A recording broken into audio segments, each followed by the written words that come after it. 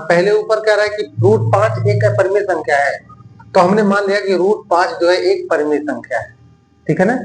तो अगर प्यारे बच्चों √5 एक परिमेय संख्या है, अगर ये परिमेय संख्या है तो ये बराबर होगा a/b के, इसमें तो कोई दिक्कत नहीं है। अगर ये परिमेय संख्या है तो ये बराबर होगा एक परिमेय संख्या के, होगा ना।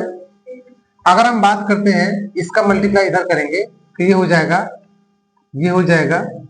b√5, क्या हो जाएगा b√5 और इक्वल में हो जाएगा a हो जाएगा, ठीक है ना। अब जब तक √5 गायब नहीं होगा, जब तक ये 5 नहीं बनेगा, तब तक इसे परिमेय संख्या प्रूफ नहीं किया जा सकता है। इसलिए यहाँ दोनों पक्षों का वर्ग करने पर, दोनों पक्षों का वर्ग करने पर, ये एक एक स्टेप आपको याद होना चाहिए। वर्ग करने पर अगर दोनों पक्षों का आप वर्ग करेंगे तो ये हो जाएगा b √5 b√5 का होल स्क्वायर बराबर a²। अगर ये है तो ये हो जाएगा 5b² भाई √5 का स्क्वायर 5 होता है और b का स्क्वायर b², और ये बराबर हो जाएगा a²। समझ में आया। अब ध्यान देना, ये 5 चला जाएगा उधर, यानी इधर बचेगा b² बराबर a² बटे हो जाएगा 5।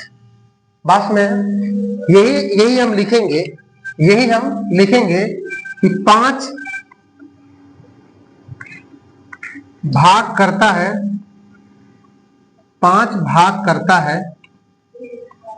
a² को,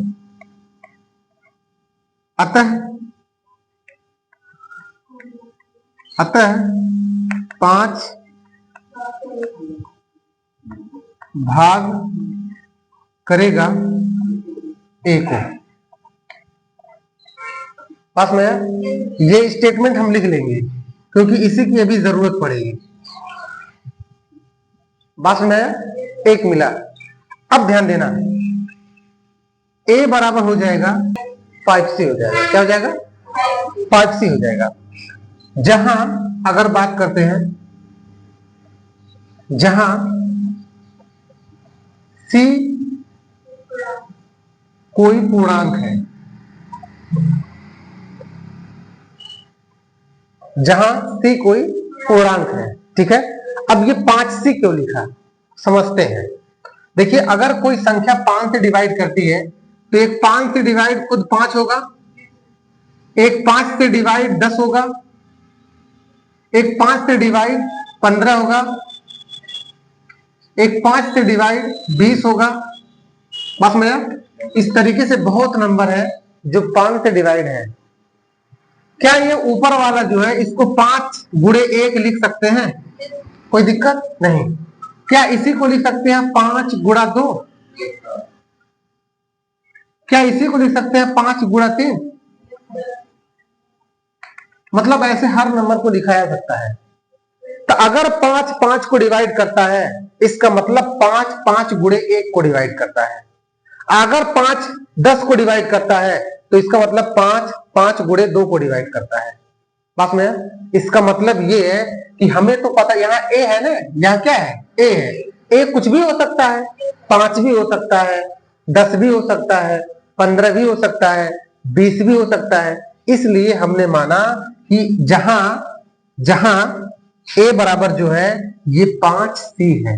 क्या है 5c है। क्यों 5c है? इसमें 5 तो आएगा, देखो सब में क्या आ रहा है 5 आ रहा है। इसके साथ साथ कोई एक टर्म आता है, चाहे 1 2 3 4 5 6 7 8 9 ऐसे कुछ टर्म आता है। इसलिए इस टर्म के जगह पे वो कोई एक पूर्णांक है, उसी के जगह हमने लिख दिया 5c। बस में इसी के जगह हमने लिख दिया 5c, मतलब जो भी नंबर होगा वो 5 का एक गुणज होगा। आगे जहां a बराबर 5c हो गया ना। अब यही हम मान लेंगे ये समीकरण नंबर रहेगा 1, ठीक है ना। अब देखो a का मान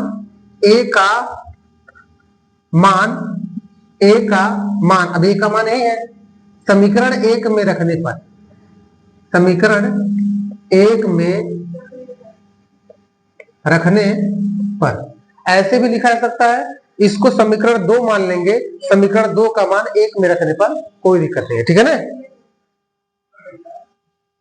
आगे आगे आप ध्यान देंगे, अब यही a का मान समीकरण 1 में रखने पर, तो देखो ये है b स्क्वायर बराबर, यहां है a स्क्वायर, तो a की जगह पे क्या हो जाएगा 5c, ये हो जाएगा 5c का होल स्क्वायर, और डिवाइड में क्या हो जाएगा 5, क्या हो जाएगा 5। अब ये हो जाएगा b स्क्वायर इक्वल 5 पचे 25c square divide by 5।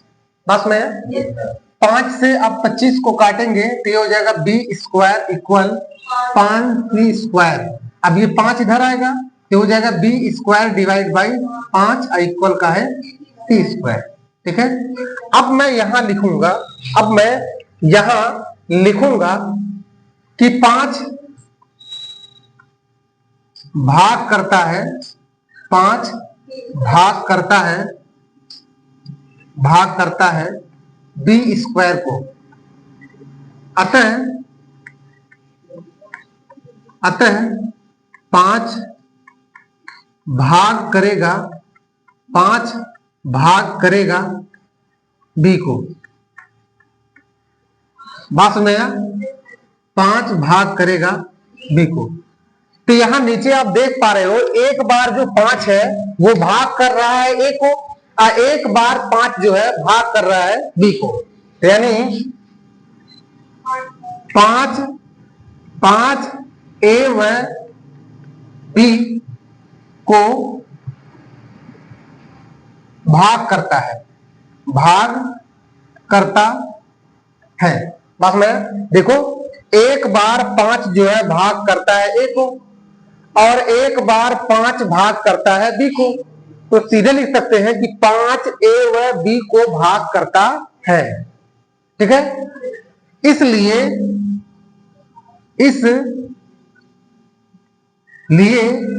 5 a व b का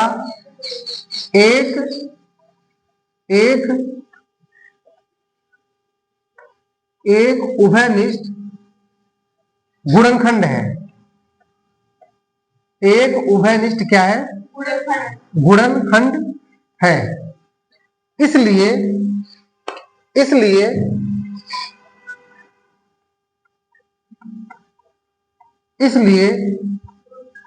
√5 एक परिमेय संख्या है। ये प्रूफ हो चुकी है, ठीक है ना। नीचे लिखेंगे, हमने ये सवाल विरोधाभास तरीके से हल किया है। नीचे लिखेंगे, यहां नीचे, यहां मैं लिख रहा हूं,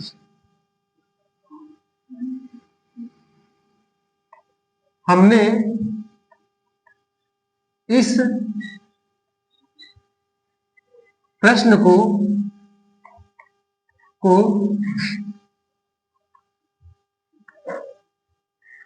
विरोधाभास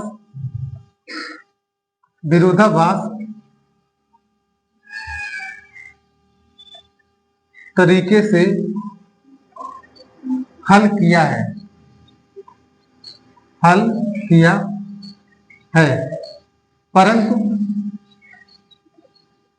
परंतु सत्य यह है कि √5 एक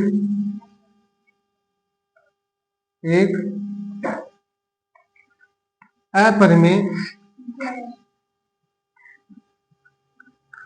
संख्या। इतना आपको लिखना है, ठीक है ना। फिर से एक बार देख लेते हैं, इसके जगह पे कुछ भी रहेगा, इसके जगह पे कुछ भी रहेगा, ठीक है। इसी तरीके से हल करेंगे। पास में यहाँ लिखा है, देखो यहाँ 5 है, इसलिए हमने इसका विपरीत माना है और लिख दिया है √5 एक परिमेय संख्या है। अगर ये परिमेय संख्या है तो ये √5 जो है परिमेय संख्या के बराबर होगा, परिमेय संख्या p अपान q के फॉर्म में होता है या a बटे b के रूप में होता है, इसलिए रूट 5 को हमने a बटे b के रूप में लिख दिया है। ये भाग कर रहा है, इधर आएगा गुणा करेगा, इसलिए 5 रूट b रूट 5 हो जाएगा। ये बराबर इधर केवल a बचेगा। रूट 5 को गायब करना है, इसलिए दोनों पक्षों का हम वर्ग करेंगे। जब हम वर्ग करते हैं तो इसका स्क्वायर हो जाएगा और इसका स्क्वायर हो जाएगा। जैसे ही इसका स्क्वायर होगा तो रूट 5 का स्क्वायर 5 होता है और b का स्क्वायर b स्क्वायर हो जाता है। बराबर है बराबर, यहाँ a स्क्वायर है तो a square as it is copy है। अब देखो ध्यान से, ये 5 जाएगा, इसको भाग करेगा तो इधर केवल b स्क्वायर बचेगा। a स्क्वायर ये ऊपर लिखा है, ये जाता है भाग करने तो 5 भाग कर रहा है। इसी कॉन्सेप्ट को हम लिखेंगे कि 5 भाग कर रहा है किसको, 5 भाग करता है a स्क्वायर को। इसका मतलब ये है कि यही 5 जो है a को भी भाग करेगा। ये हो गया। हमने माना कि ये जो a है, ये जो a है यही a स्क्वायर है या a है, यही 5c है। मतलब ये 5 का कोई एक गुणज है, 5 का कोई एक गुणज है। अगर 5 का एक गुणज है तो इसका मतलब c की जगह पे 1 भी हो सकता है, c की जगह पे 2 भी हो सकता है, c की जगह पे 3 भी हो सकता है, c की जगह पे 4 भी हो सकता है। ऐसा क्यों? क्योंकि अगर कोई नंबर 5 से डिवाइड होता है तो वो खुद 5 हो सकती है, या 5 गुना 10 हो सकता है, या 5 3 15 हो सकता है, लेकिन 11 नहीं होगा। क्यों 11 इसलिए नहीं होगा क्योंकि 5 गुना 10 कटेगा लेकिन 11 नहीं कटेगा। इसका मतलब ये है कि c के जगह पे ऐसा कुछ भी नंबर हो सकता है जिससे गुणा करने पर वह 5 से डिवाइड हो जाए, इसलिए इसके बीच में गुणा भी लगा हुआ है।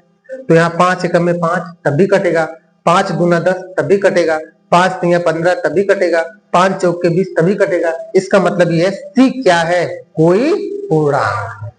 आगे a का मान, यही a का जो मान है समीकरण 1 में यहाँ रखने पर, जैसे ही 1 में आप रखोगे तो जहां a है उसके जगह 5c हो जाएगा, तो इसके जगह पे हो जाएगा 5c। तो देखो ये लिखा है b स्क्वायर, ये वाला लिखा है, और इसके जगह पे हो जाएगा 5c का स्क्वायर, क्योंकि a का स्क्वायर है। अब नीचे 5 चल रहा है, 5 हो गया। ये b स्क्वायर है बराबर, अब देखो 5 का स्क्वायर 25 हो जाएगा। क्या हो जाएगा?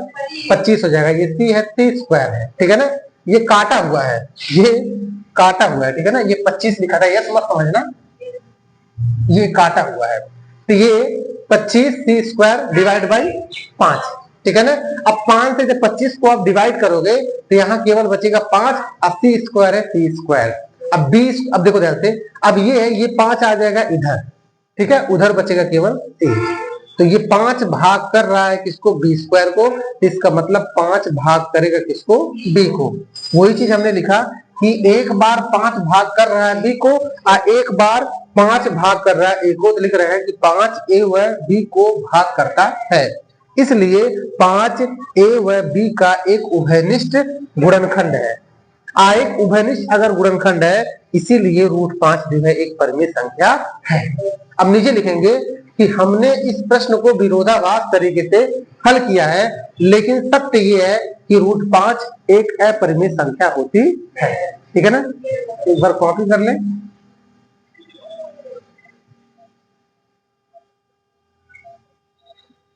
ये आप ही के बुक का एक उदाहरण है, इसे सिद्ध कीजिए कि रूट 2 जो है एक अपरिमेय संख्या है, ठीक है ना।